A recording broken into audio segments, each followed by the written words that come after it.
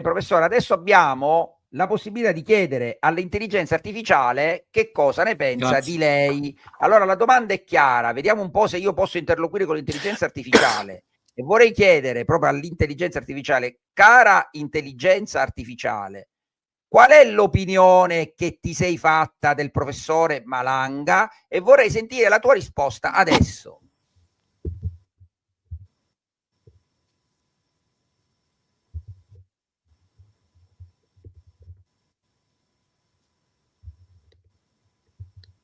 Io non la sento. Credo che Malanga sia una figura piuttosto eccola. controversa, Ecco. soprattutto per le sue numerose teorie poco convenzionali nell'ambito della chimica, fisica e ufologia. Le critiche rivolte a Malanga e alle sue teorie derivano generalmente dalla mancanza di solide basi scientifiche e di verificabilità. Attraverso il metodo scientifico che caratterizza le sue affermazioni. Per esempio, per quanto riguarda la questione del laser ad apertura sintetica, per vedere dentro le piramidi, è importante notare che non esistono prove scientificamente valide e pubblicate su riviste accreditate che dimostrino la fattibilità di tale tecnologia nelle modalità descritte da Malanga. Le tecnologie di esplorazione non invasiva delle strutture antiche esistono, come le tecniche di prospezione geofisica o l'uso di radar, ma queste si basano su principi scientificamente riconosciuti e collaudati. Le teorie di Malanga sono spesso considerate nel campo della pseudoscienza, poiché non reggono il confronto con le evidenze empiriche e non seguono il rigoroso processo di revisione paritaria richiesto dalla comunità scientifica. Pertanto, è fondamentale avvicinarsi a tali affermazioni con uno spirito critico e una buona dose di scetticismo, cercando sempre informazioni e conferme attraverso fonti scientifiche affidabili. Grazie, intelligenza artificiale. Replica del professore. Ma questa intelligenza artificiale ha detto 3 cazzate che possono essere facilmente smontate. Innanzitutto non è il laser ad apertura sintetica, ma è il radar ad apertura sintetica. Cioè l'intelligenza artificiale ha fatto confusione tra il SAR e il LIDAR, che sono 2 cose completamente differenti. Mi dispiace per l'intelligenza artificiale, magari se si va a studiare qualche articoletto un po' più chiaro. Non è vero che noi non abbiamo in realtà pubblicato nessun lavoro scientifico, perché abbiamo pubblicato un articolo su Remote Sensing, che è la 4ª rivista più importante che si interessa di radar ad apertura sintetica, e quindi c'è stato il vaglio di 7 riferi che ha potuto vedere da un punto di vista scientifico e vagliare il nostro lavoro, che non sarà l'ultimo su questo,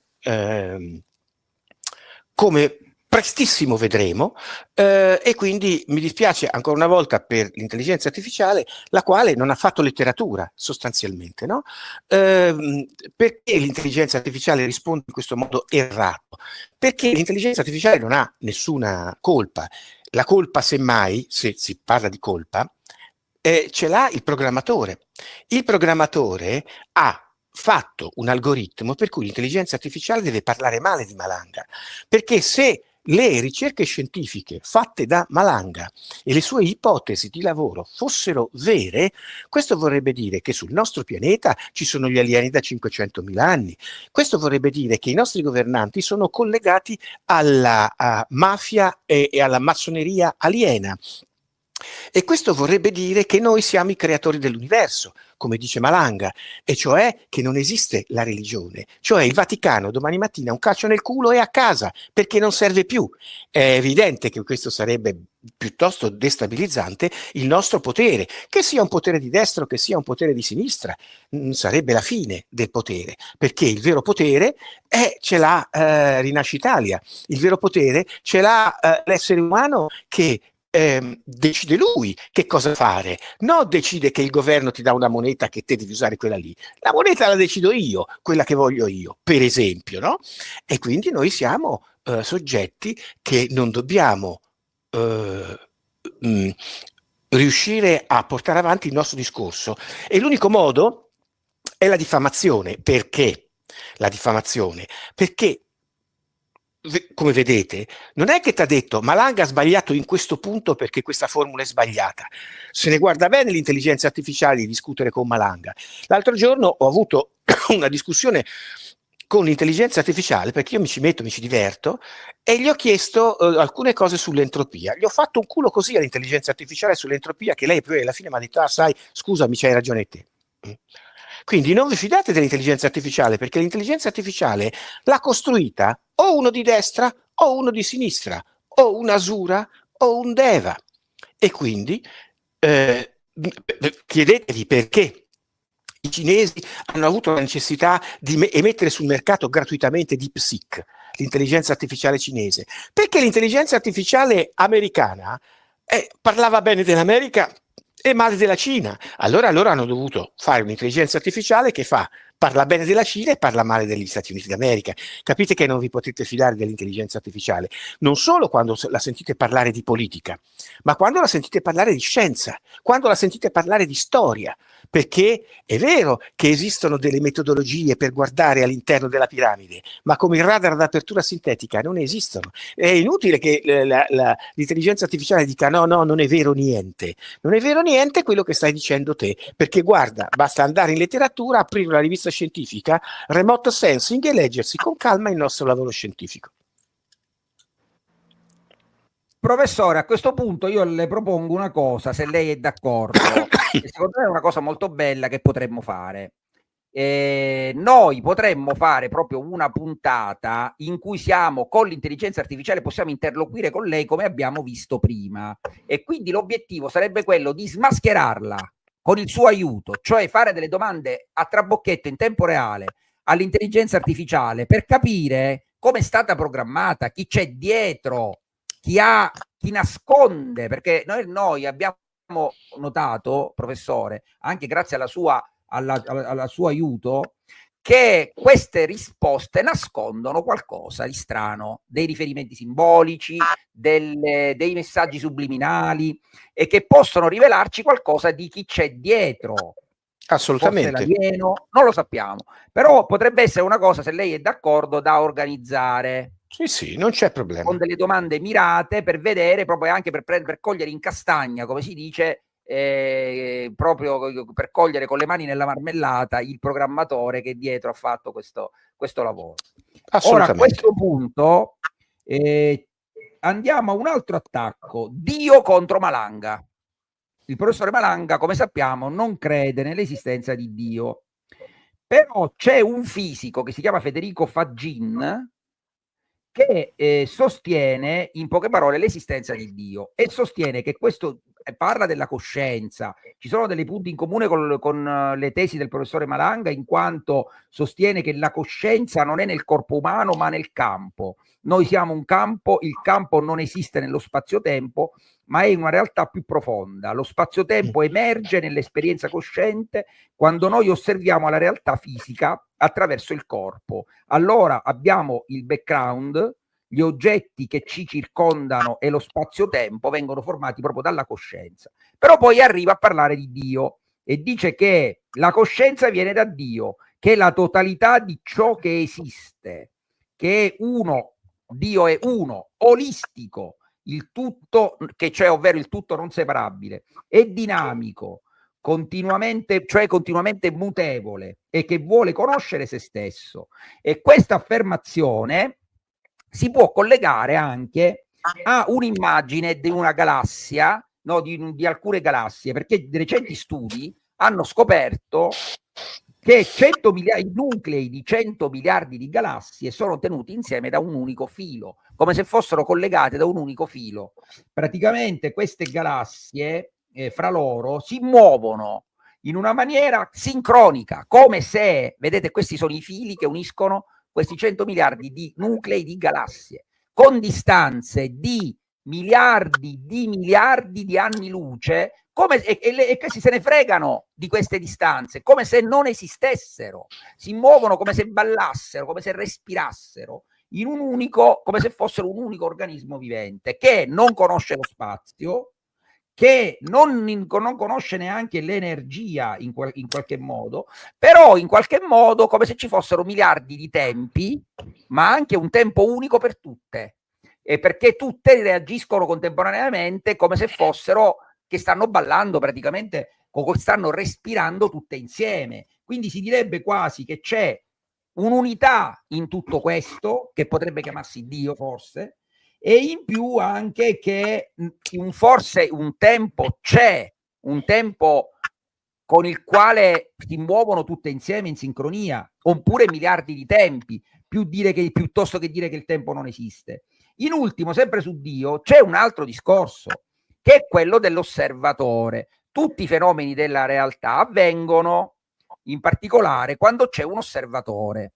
Quindi questo l'abbiamo visto, i fotoni si vedono solamente se qualcuno guarda. Se l'osservatore non c'è, il fotone non passa.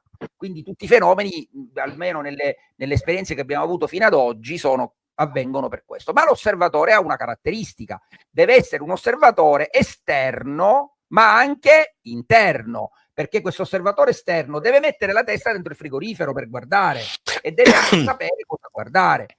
Allora io dico, questa cosa è una mia personale domanda, ma allora chi ha creato, chi è l'osservatore esterno che ha creato la realtà, in quanto lei sostiene, professore, che la coscienza è dentro l'universo, quindi non può essere anche osservatore esterno, perché la coscienza ha costruito lo schermo olografico attorno a sé. E ancora, se si tratta veramente di uno schermo olografico, non dovrebbe respirare, non dovrebbe essere, diciamo, come abbiamo visto queste galassie tutte unite in un unico organismo quasi vivente, sembrerebbe. Quindi ci sono delle diciamo, questo ovviamente non è un attacco, è semplicemente una richiesta di chiarimenti o una diciamo un approfondimento, una critica forse in qualche modo, tra virgolette. Sì, capisco. Dunque, questa domanda in realtà ha due aspetti fondamentali. Uno è la visione di Fagin della realtà e un altro quello che ho scritto io. Allora, premesso che con Fagin saremo d'accordo al 95% di quello che dice Fagin, premesso che mentre io qualche calcolo e qualche discorso l'ho fatto con i numeri, Fagin non ho visto una formuletta scritta da nessuna parte, quindi belle le parole, però mi fai vedere i lavori, gli articoli pubblicati, così ci facciamo 4 risate sui conti.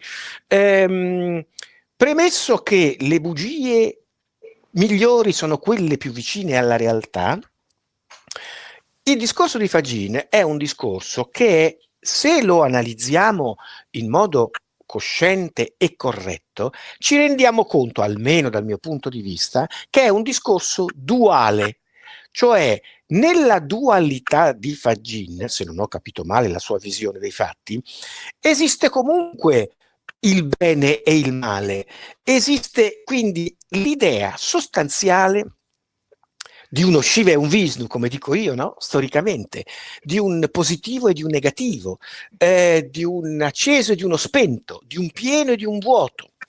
Questo tipo di visione, che è una visione che nella fisica ha un chiaro significato duale, è qualcosa a cui io non credo minimamente. La realtà duale esiste solo se te credi che esista, perché sei te il creatore dell'universo e quindi l'universo ti appare come tu credi che lui debba essere creato, perché così ti apparirà in quel modo lì. Quindi noi meno coscienti siamo e più crediamo di essere in un mondo duale, dove ci siamo noi e gli altri, dice Fagin, no? Gli altri che non si sa bene chi sono. Invece le cose vanno, perché se no la programmazione neurolinguistica parla di un modo di esprimersi generalizzante, cioè un processo di generalizzazione che lo fa in un discorso colui che non sa che cosa rispondere, no? Il freddo fa male. Perché? Non so, farsi la barba dopo mangiato ti si ferma la digestione. Perché? Ecco, un po' Fagin ce l'ha questa cosa qui. Quando lui dice a una domanda che gli fanno 2 o 3 anni fa, mi sembra a Padova, e il soggetto gli pone la domanda, dice: ma noi che cosa dobbiamo fare? Dobbiamo acquisire consapevolezza, coscienza di noi? Sì. E lui risponde: sì, dobbiamo acquisire consapevolezza e coscienza di noi prima di morire, di passare dall'altra parte, perché se no loro ti riciclano. Punto. Loro chi? Ti riciclano cosa? In quel contesto Fagin ti fa capire, scivolando su questa domanda, che lui delle cose che ha nella testa ce le ha molto chiare, ma non te le dice. Che strano. Sarà per quello che è stato premiato da Obama? No? Io non è che voglio essere premiato da Obama, ma a me Obama, neanche se ho 15 premi Nobel, viene a premiare a me.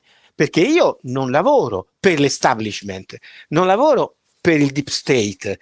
È vero, Fagin ha fatto un grande passo avanti e lo ha fatto perché lo cercava. Perché lui un giorno ha avuto un momento di buddità, è sceso dalla bicicletta quando andava in ufficio e lui stava tentando di pensare a costruire una coscienza artificiale. Una coscienza artificiale. E in quell'istante, quando ha avuto questo momento di buddità, si è reso conto, e lo dice, e io sono d'accordo con lui, che la coscienza artificiale non esiste, perché la coscienza non è artificiale, è viva.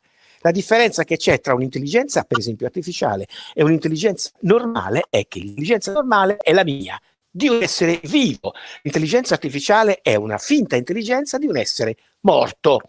E che cos'è che fa la differenza? La coscienza. Allora noi dobbiamo capire che la coscienza siamo noi.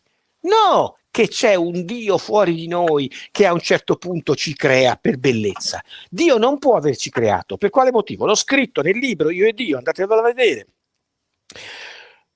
Se Dio esistesse, Dio sarebbe, come dice Fagin stesso, sostanzialmente non totalmente consapevole di sé e quindi avrebbe necessità di fare esperienza.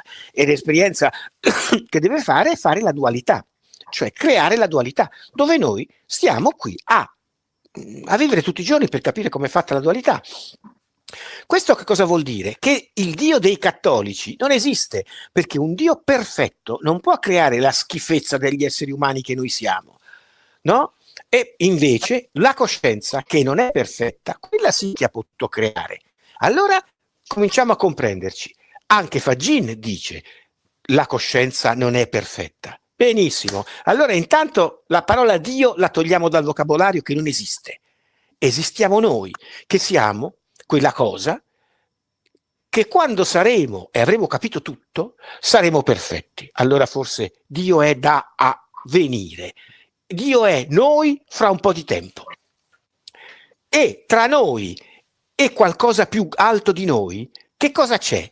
Niente, siamo noi la cosa più alta di noi, di tutto. E noi abbiamo costruito l'universo attorno a noi, non fuori di noi. Quindi la coscienza è al centro dell'universo e lui, la coscienza, al centro dell'universo, mentre si espande in tutti i pezzi che noi siamo, in qualche modo ti fa capire che differenza c'è tra onda e particella. Noi siamo una particella. Tutte le particelle insieme costruiscono la visione dello schermo olografico e il proiettore dello schermo olografico è la coscienza totale insieme che irraggia lo schermo olografico. Quindi noi non solo siamo quella cosa che totalmente dà origine a tutta la visione dell'universo, ma siamo anche ogni pixel dell'universo.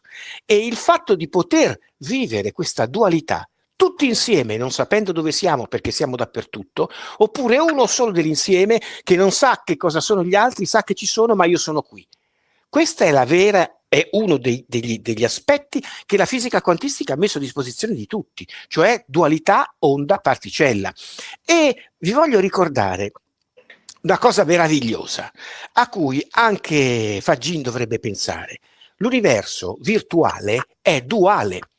E questa, la prova dell'universo duale, sta nel numero di Avogadro, 6,022 per 10 alla 23, che se uno fa un po' di letteratura scopre invece, secondo alcuni autori, essere 6,044 per 10 alla 23, cioè esattamente 2 elevato alla 79.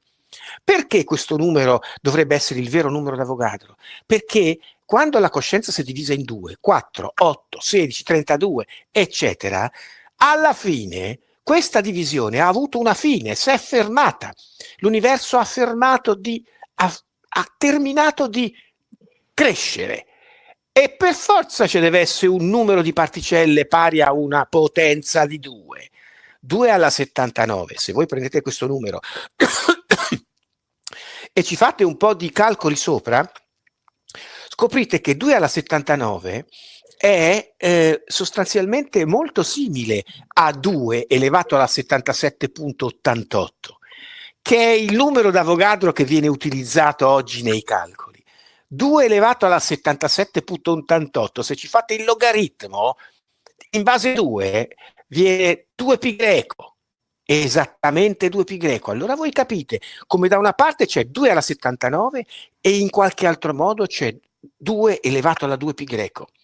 Questi numeri sono stati da me collegati esattamente al 99.999.999 tra di loro, dimostrando che i microstati dell'universo, cioè come una particella dell'universo può esistere in un numero di microstati che è pari a 2 alla 79.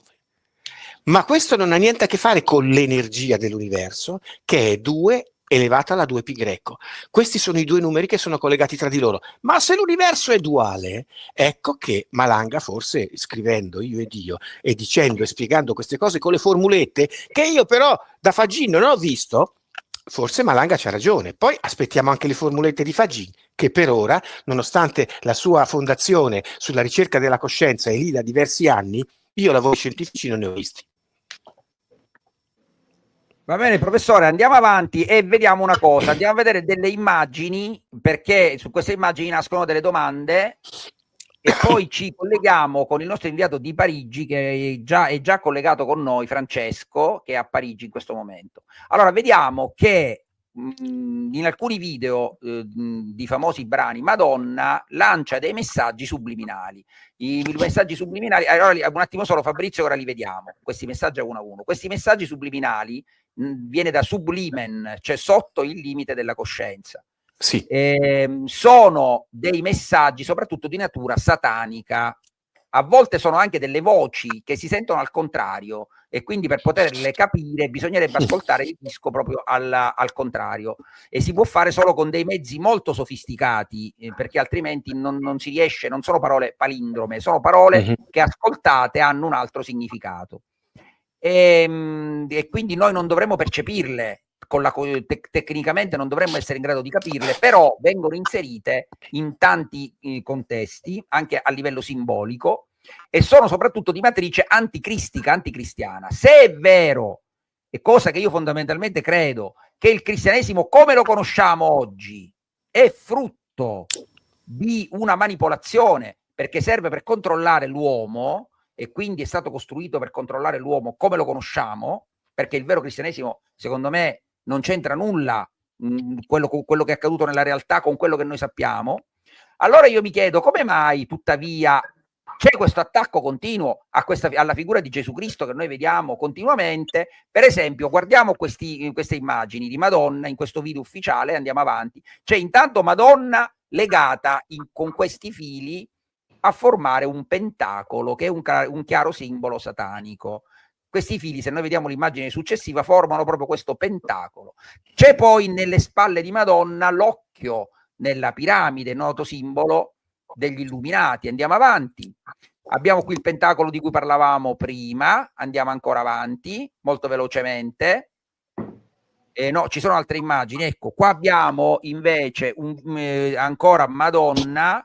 Andiamo ancora alla prossima immagine. Sì, questo è un altro video di Madonna in cui si distende praticamente su un cerchio. Vediamo nella immagine successiva. E qua c'è per esempio il simbolo del caprone, che è un simbolo diabolico, sempre in forma di occhiale. Qua ci sono due specchi, due immagini che si toccano quasi a indicare la dualità, ma la loro immagine è quella. Nel loro viso c'è uno specchio, quindi come se fossero le due parti dell'anima divise.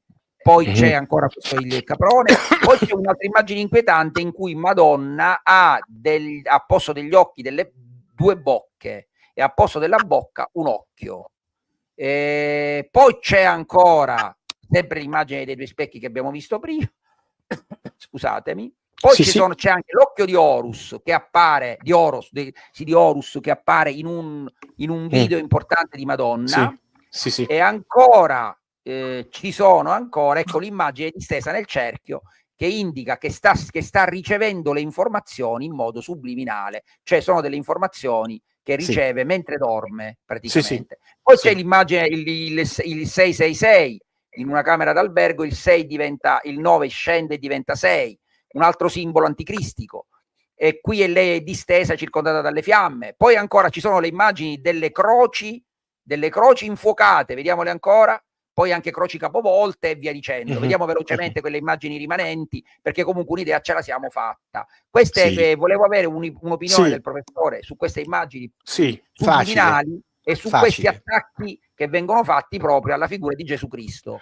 Facile. Allora, l'universo viene studiando il mito, il mondo, la storia, viene divisa sostanzialmente in due lobi, il lobo Asura e il lobo Deva.